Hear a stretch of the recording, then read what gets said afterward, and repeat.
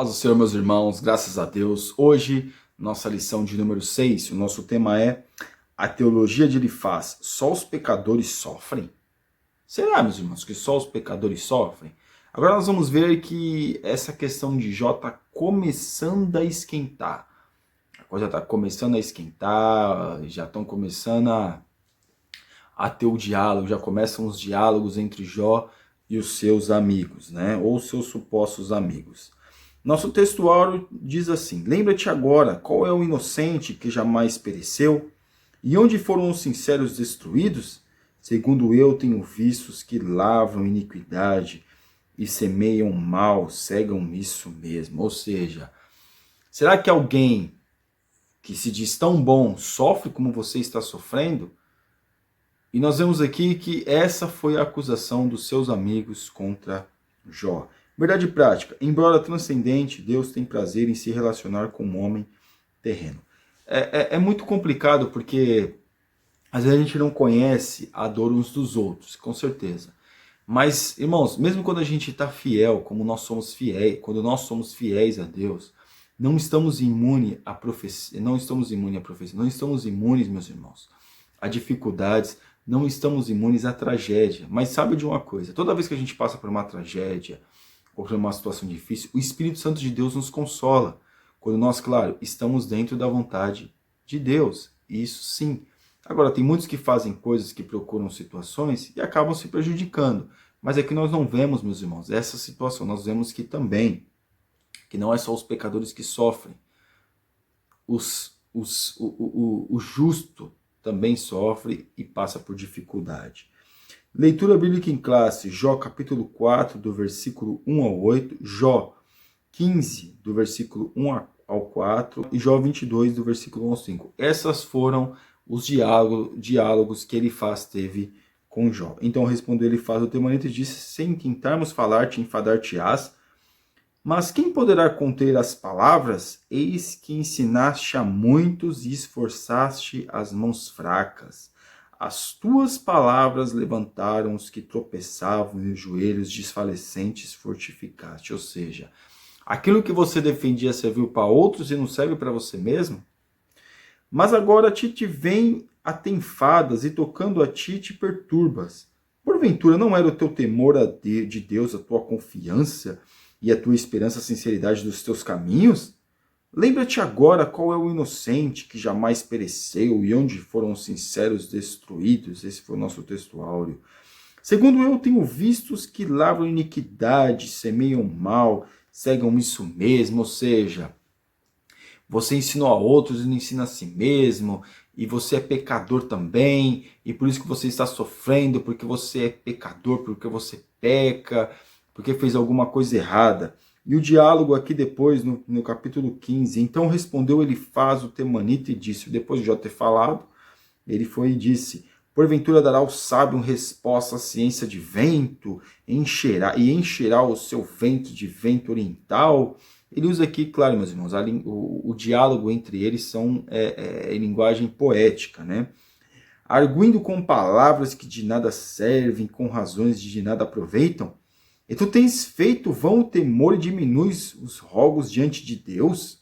Diante de Deus, ou seja, você não tem essa profundidade toda na presença de Deus, ou seja, de conhecer a Deus como você diz que tem. A fé de Jó em Deus também se tornou uma coisa duvidosa para os seus amigos. Então respondeu Elifaz o temanita e disse, depois de Jó ter falado, Elifaz diz de novo: porventura o homem será de algum proveito a Deus, antes de si mesmo o prudente será proveitoso, ou tem todo o poderoso prazer em que tu sejas justo, ou lucro algum, e que tu faças perfeitos os teus caminhos? Ou te repreende pelo temor que tem de ti, ou entra contigo em juízo? Porventura não é grande a tua malícia, e sem termo as tuas iniquidades? Olha o que o homem disse para Jó. Jó tinha perdido os filhos, tinha perdido os bens, tinha perdido a saúde, tinha perdido tudo. E olha a pergunta que este homem faz para Jó. a fé que Jó teve em Deus foi confrontada pelo diabo e agora está sendo confrontada pelos seus amigos. E Jó está ali no estado deplorável, cercado com os homens, confrontando a sua tragédia, o porquê da tragédia que Jó teve. Eles queriam arrumar explicações para isso. Em nenhum momento nós vemos, eles já ficaram ali 7 dias observando Jó, aquela situação deplorável, e aí eles começam a falar, um fala, Jó responde, o outro fala, Jó responde, o outro fala, Jó responde, e depois tem outra rodada de eles vão falando, e depois tem outra rodada de eles falando outra vez. Ou seja, são 3 rodadas, vamos dizer assim, desses homens falando. E depois um mais novo também fala. Mas aqui na nossa introdução, nessa lição estudaremos o discurso de Elifaz. Ele é o primeiro amigo de Jó a expor sua concepção teológica acerca da situação degradante e que se encontra o homem de Uz. Ele diz que a questão são pecadores, só pecadores que sofrem. Ninguém, como pode um homem sofrer disso? Como pode um servo de Deus contrair uma doença como câncer?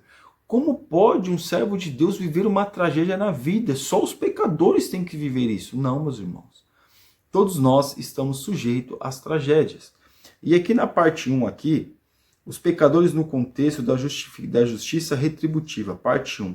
A lei da semeadura e da colheita. Depois de afirmar um princípio oriental de cordialidade, Elifaz se dirige a Jó com uma defesa contundente do pensamento teológico tradicional, a justiça retributiva. Ou seja, tudo aquilo que você planta, você colhe.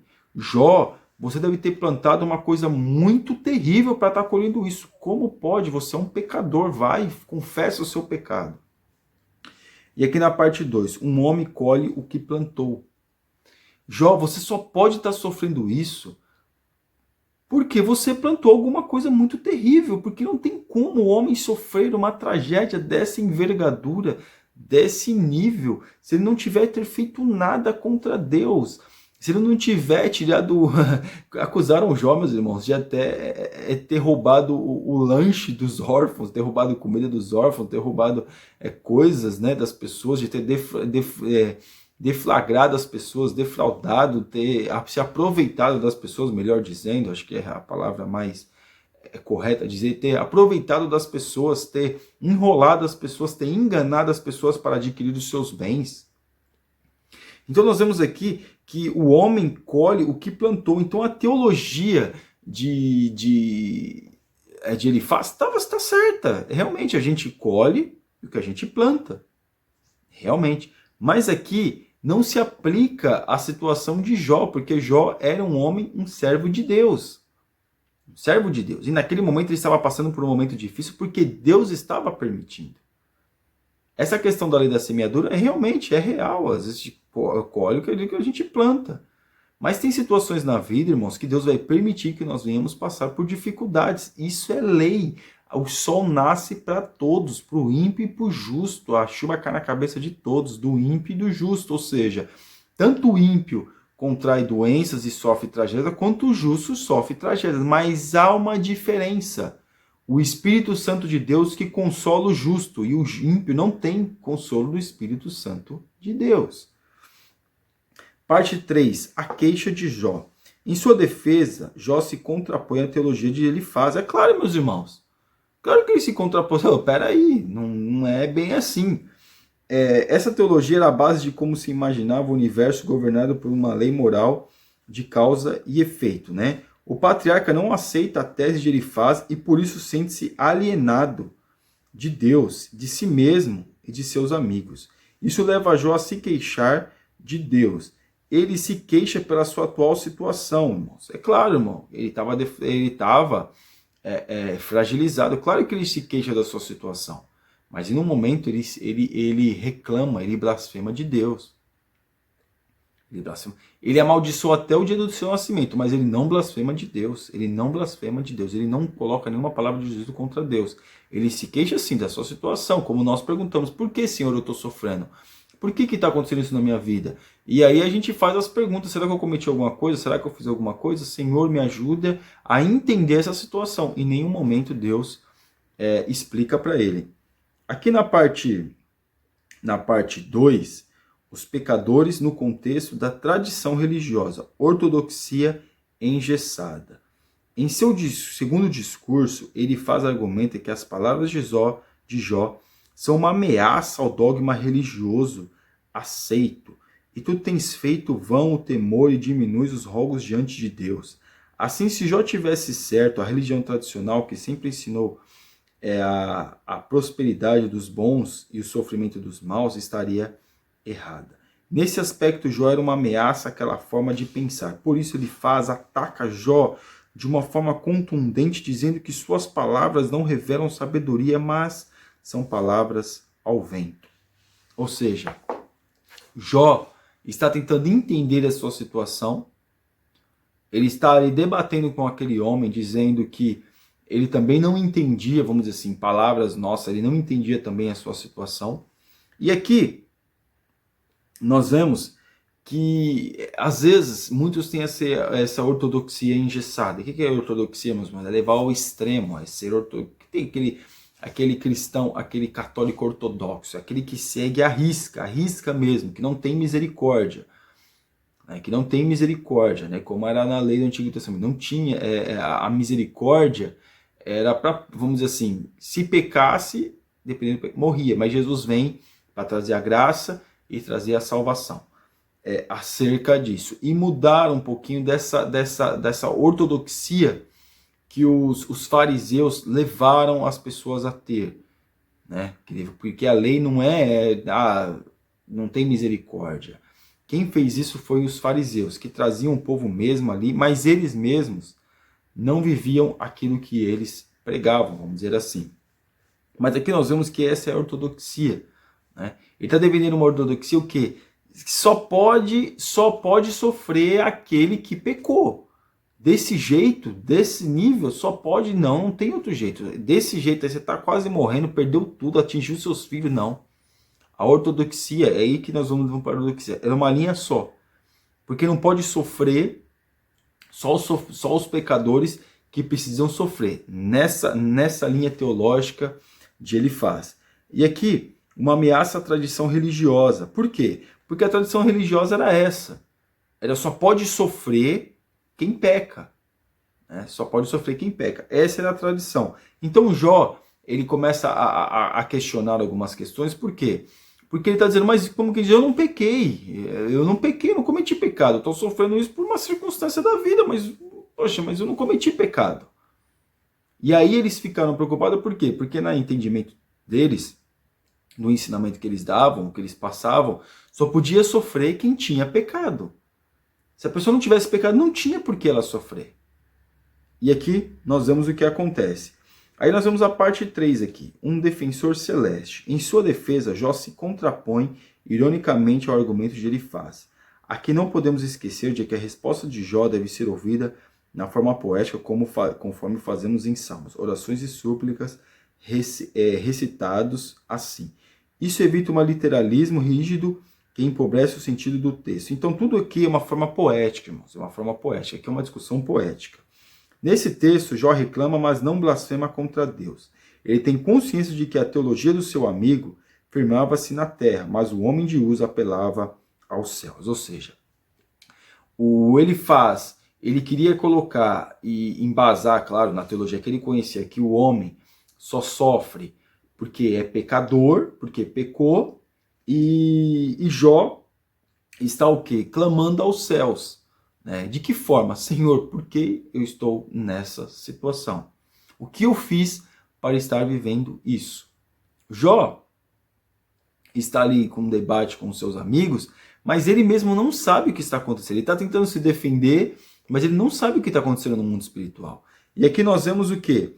Que isso que acontece, que essa situação que está acontecendo, sem Jó saber, sem ninguém saber, sem os seus amigos saberem, que os amigos também, com certeza, eles não sabiam, nós vemos aqui que tudo isso acaba acontecendo Em que cenário? No cenário espiritual e no cenário terreno. É assim como acontece conosco. Então nós vemos o quê? Que Jó tentando se defender, acerca clamando a Deus, Senhor, Senhor, Senhor, mas de Deus não vem resposta. De Deus não vem resposta. E aqui na parte 3, os pecadores diante de um Deus infinito. Deus não se importa com quimeras humanas. Em seu terceiro discurso, ele faz apela para a transcendência divina ao atacar Jó. Grosso modo, a transcendência diz respeito ao conjunto de atributos do Criador que ressalta sua superioridade em relação à criatura. Significa que Deus está acima da criação e não é limitado por ela. Então, nós vemos aqui que ele começa a dizer, mas Deus é infinito.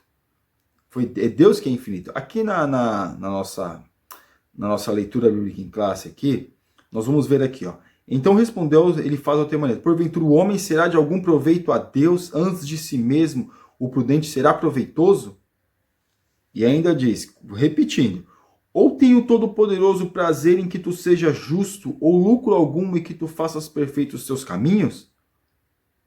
Ou te repreende pelo temor que tem de ti, ou entra contigo em juízo? Aí vem aquela cartada final, irmãos, que é terrível. Porventura não é grande a tua malícia, e sem termo as suas iniquidades? Ou seja, Jó era um homem demasiado, vamos dizer assim, ou iníquo totalmente iníquo.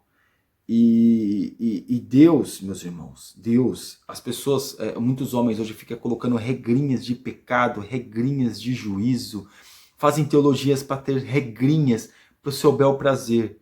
E nós vemos aqui, meus irmãos, não adianta o homem colocar regrinha para que o outro venha a ser condenado. Porque normalmente dentro da igreja, quem é condenado a um pecado é sempre o mais fraco.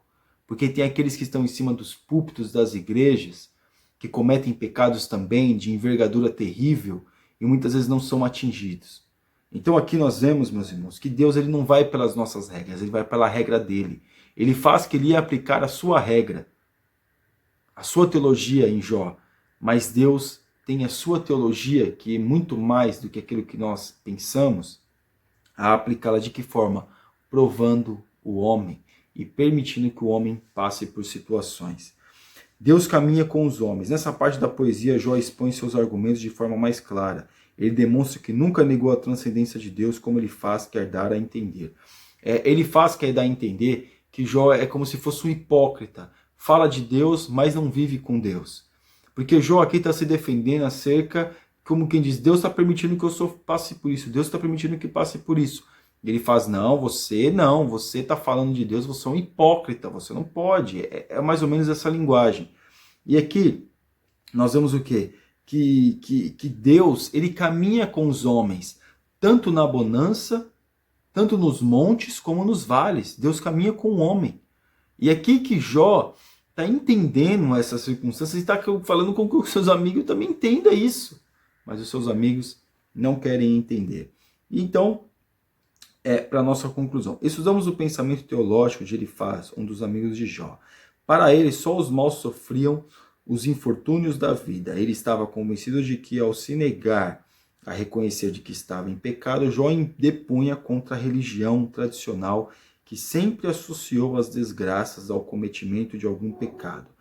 Para ele, Jó estava abandonado por Deus, e isso era uma prova irrefutável do que havia pecado. Jó o contrapõe e defendeu sua integridade e comunhão diante de Deus. Jó se defende e aquele homem ataca.